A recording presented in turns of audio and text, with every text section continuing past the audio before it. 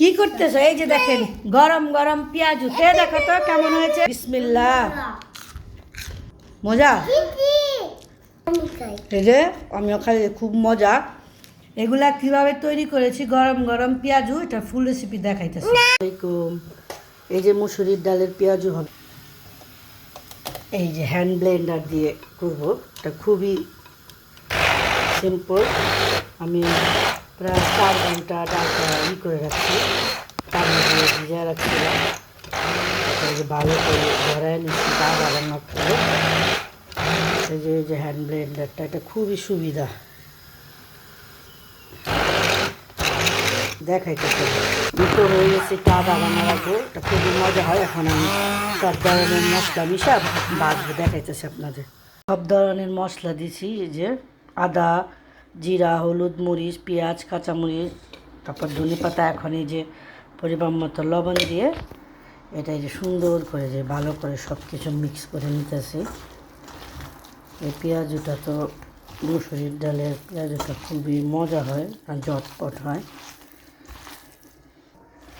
এই যে দেখেছো কত সুন্দর। এখন এই যে আমি বাজবো। হ্যাঁ দাঁড়াও, ভাইজা দিতেছি তোমাকে।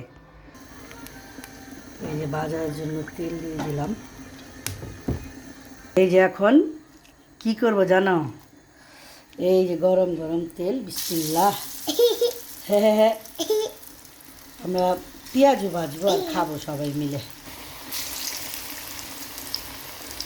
এই পেঁয়াজুটা আমার ছেলে মেয়ে সবাই পছন্দ করে, আমি মাঝে মাঝে করে থাকি। কে খাবে এগুলা?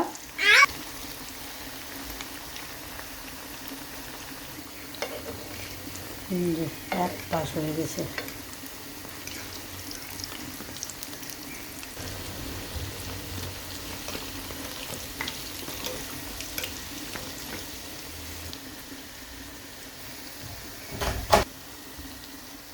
যে এটা তো খুব তাড়াতাড়ি ভাজা হয়, সুন্দর। এই যে এই পাশ ওই পাশ দোনো পাশ ভাজা হয়ে গেছে। এখন এই যে এখানে একটা টিস্যু নিয়েছি, এটার উপরে উঠায় নিতেছি।